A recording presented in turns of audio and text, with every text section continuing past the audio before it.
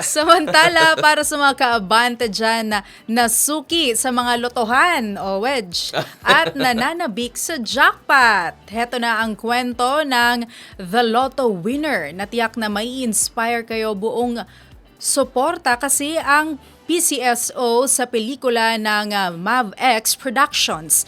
Natampok sina Albert Martinez at Kylie Padilla. Isang mag-ama ang nakaranas ng ultimate win. Para sa detalye ng balitang yan, may FYI report si Tin Matro. Sa isang makabuluhang kolaborasyon, buong suporta ang ipinahayag ng Philippine Charity Sweepstakes Office o PCSO sa pinakabagong pelikula ng MavX Productions na pinamagatang The Lotto Winner. Pinangunahan ng batikan direktor na si R.C. De Los Reyes, tampok sa pelikula ang veteranong aktor na si Albert Martinez at award-winning actress na si Kylie Padilla na kinunan pa sa Canberra, Australia. Isinasalaysay ng pelikula ang kwento ng isang mag-amang may hidwaan na nabigyan ng panibagong pag-asa matapos manalo sa loto, isang pangyayaring hindi lamang nagbago ng kanilang kalagayang pinansyal, kundi nagbukas din ng pagkakataon para sa pagpapatawad at paghilom ng sugat ng nakaraan. Sa panayam ng abante kay Kylie Padilla, masaya siya na siya ang napiling gumanap sa karakter ni Aya. Yung paggawa. And so far, maganda rin naman yung mga reviews sa movie namin.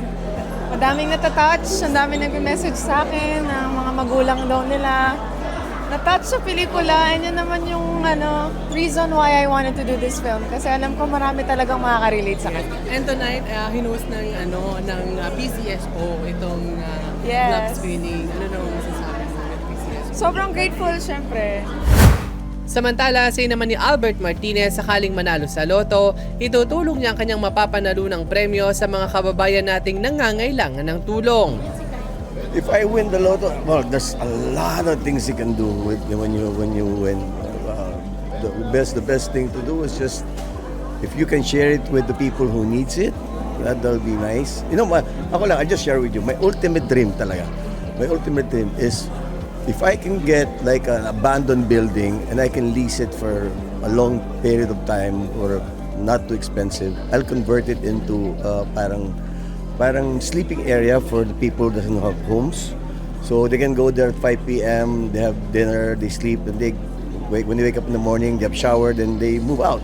So magkakaroon sila ng shelter. So that's my ultimate. Pag nanalo ako, I'll do that. Ay naman kay PCSO General Manager Melquiades Robles, ipinapakita ng pelikula ang tunay na diwa ng loto para sa mga Pilipino. Anya, sa likod ng bawat ticket ay may kaakibat na pag-asa at posibilidad ng pagbabago. Hindi lamang ito tungkol sa pera kundi sa mga pangarap at bagong simula. Nakakatuwa po sapagkat meron pong isang pelikula nagsasalamin ng tunay na ugali at magandang ugali. Minsan hindi kagandahan, pero ang importante po nagsasalamin siya ng kabutihan ng Pilipino na in the end, mananaig po ang kabutihan at pagmamahal. Yung napakaganda rito. Bilang bahagi ng suporta, nagsagawa ang PCSO ng isang eksklusibong block screening para sa kanilang mga empleyado at partners. Sa huli, ipinapakita ng The Lotto Winner na bagamat kayang baguhin ng jackpot ang estado sa buhay, pag-ibig, pagpapatawad at matatag na loob pa rin ang tunay na grand prize. Para sa FYI, Tin Matro, Abante!